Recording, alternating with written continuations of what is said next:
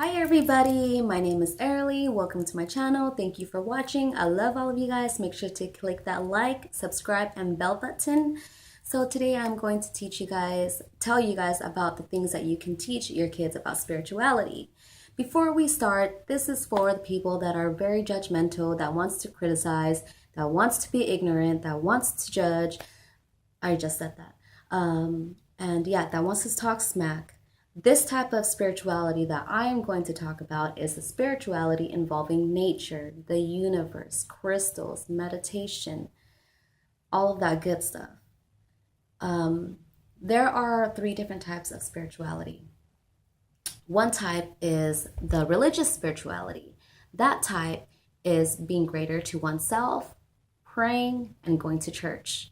The second type of spirituality is being non-religious. This is doing something positive and getting and giving peace and love. The third type of spirituality is the toxic spirituality. This involves drugs and the use of substance. So now the difference that I'm going to talk about is the religious and being spiritual. So the difference between religion and being spiritual is that religion and being religious is like Christians, Judaism, Lutheran, Baptists, Catholics, Hinduism. That's something like religion. For spirituality, it is found deep within oneself. It's more loving and accepting of those around them. It's not controlled. It's more of you choosing your own path of happiness and peace. All right, so now we are going to get to the point to what you can do to teach your kids, what you can talk about with your kids about spirituality.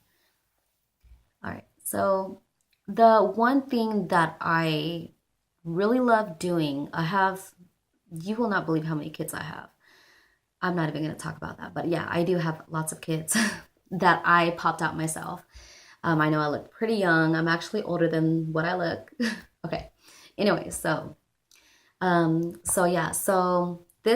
some things that I teach my kids because it's in my tradition. Now, there are things that some parents don't agree of. There are things that some parents do agree of and didn't know about. And after they heard me teaching my kids about it, they're like, hey, that sounds like a really good idea.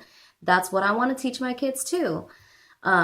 So one thing that I highly recommend teaching your kids so that way they can tap into their spirituality quicker is following their intuition.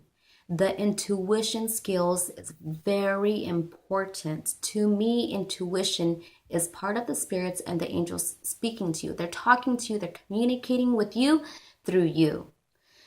Teach your kids how to follow their gut feelings, the senses of knowing, and understanding signals and symbols.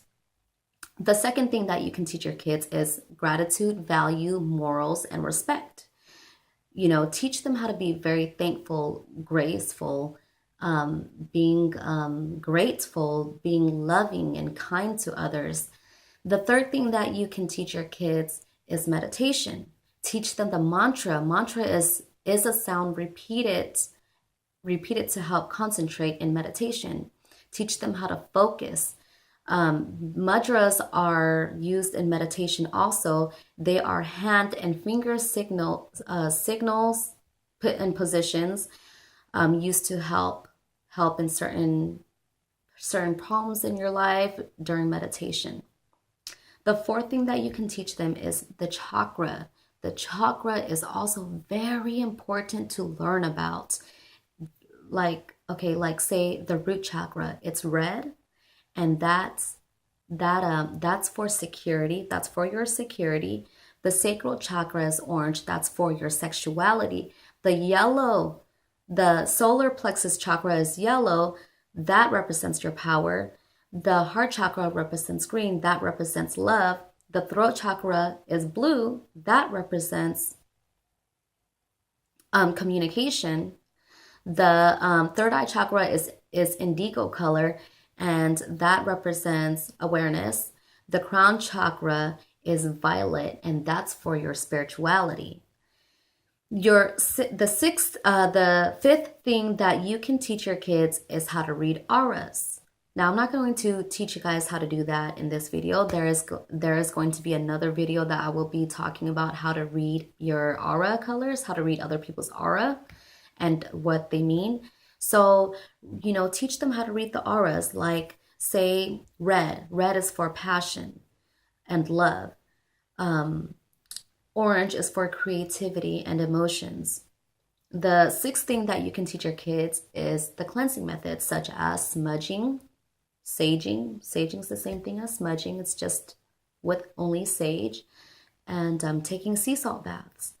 Sea salt baths is a spiritual bath. You can add essential oils to it. You can add herbs to the bath and have a spiritual bath, like rose petals and bay leaves, or not bay leaves, basil leaves.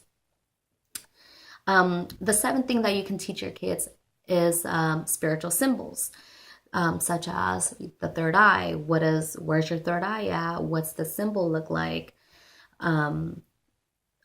Teach them meditation symbols, the chakra symbols. Teach them the lotus flower symbols, which represents purity and mind. Teach them about the pentagram, which represents earth, and the other four elements, which is so there's earth, there's fire, air, water, and spirituality. That's in the pentagram. That's what the 5-point stars represent. The eighth thing that you can teach your kids is about numerology and the life path numbers. So, like, teach them what the numbers mean, the positive and the negative about it.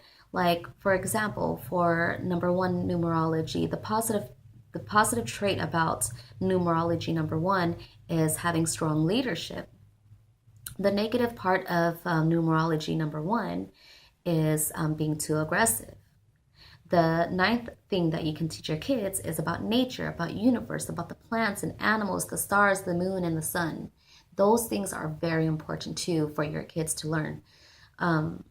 The 10th thing that you can teach your kids is about crystals. Oh man, like all of my kids love crystals. Every kid I have run into loves crystals.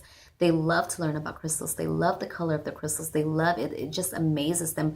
They love to learn the energy and the power that the crystals give. Teach them like rose quartz. Rose quartz is pink and it's for love. Amethyst, it's to clear away negative, bad, and evil energies, and it's for protection. The tiger's eye crystal is very good for children, for protecting them. It's very good for getting rid of nightmares or when they're scared to sleep at night. Let's see what else. What other crystals are really good for children? Yeah, I think that's all I could think of. Anyways, so those are the 10 things that I recommend teaching your kids at any age at all. I'm teaching my kids, like my youngest is 2 years old and she is into everything. She is super smart for her age. She is into everything I do. Mainly my crystals. Man, that little girl steals my crystals and hides them in her hiding spot. She loves crystals. Yeah, so like you can teach your kids all of this at any age, depending on how mature they are, depending on your faith, depending on what they want to learn. Don't force them into learning this. Let them choose their own path. If they want to learn it, fine, like teach them. If they don't force them into it. They're still their own person. They know what they want. If they're not ready to learn, then it's okay. Maybe in the long run they'll want to learn, but if they choose not to, then it's okay because that's their life, right? We can't force them into believing in something that they're not into, as long as they are only wanting to do good, because I don't believe in doing anything bad. I don't teach my kids anything bad. So just let them be who they are, who they want to be. If they're interested, then go ahead. One of my kids is 9 years old. One of my kids, and he or she, I'm not gonna say if it's a girl or boy, but anyways, he or she actually learning how to read divination tools. Yes, and he or she is very, very good at it. Now, it's up to you. I'm going to say two things that can be completely up to you. Don't judge me because this is my tradition. You know, I teach my kids at a very young age how to read tarot cards, rune stones, how to read the wax and the flame while you're praying with a candle. I also teach them how to pray with the candle, like such as spells, you know.